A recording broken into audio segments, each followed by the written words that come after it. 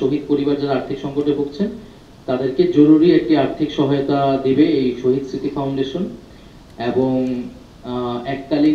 পরবর্তীতে এককালীন একটি ভাতা, এককালীন একটি গ্র্যান্ট দেওয়া হবে এবং হচ্ছে মাসিক একটি ভাতার ব্যবস্থা করা হবে।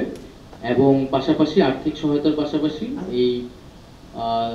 এই যে অভ্যুত্থান, সেই অভ্যুত্থানের যে আর্কাইভিংটি করা, ডকুমেন্টেশনটি করা, তাদের এই অভ্যুত্থানের স্মৃতি ধরে রাখা, শহীদদের স্মৃতি ধরে রাখা, তাদের আদর্শকে বাস্তবায়ন করা, লং টার্ম দীর্ঘমেয়াদী তাদেরকে পুনর্বাসনের ক্ষেত্রে তাদের পরিবার এবং আহত যারা রয়েছে সেক্ষেত্রে সহায়তা করা, mental health and counselling service করা, যারা এই অভ্যুত্থানে অংশগ্রহণ করেছেন, আহত এবং যারা শহীদ হয়েছে তার সকলের পরিবার একটা ট্রমার ভিতরে আমরা আছি, সেটার জন্য মেন্টাল হেলথ কাউন্সিলিং করা হবে।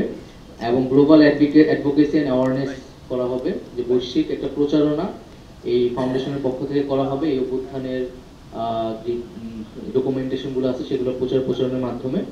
আমরা এই সপ্তাহ থেকেই যে আমাদের প্রথম উদ্যোগ যে জরুরি আর্থিক সহায়তা, ইমিডিয়েট ফিনান্সিয়াল সাপোর্ট, সেটা আমরা শুরু করতে যাচ্ছি।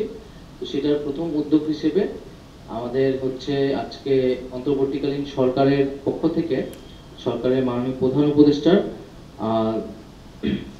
ত্রাণ ও কল্যাণ তহবিল থেকে 100 কোটি টাকার একটি ফান্ড এই জুলাই শহীদ স্মৃতি ফাউন্ডেশনে অনুদান হিসেবে দেওয়া হয়েছে।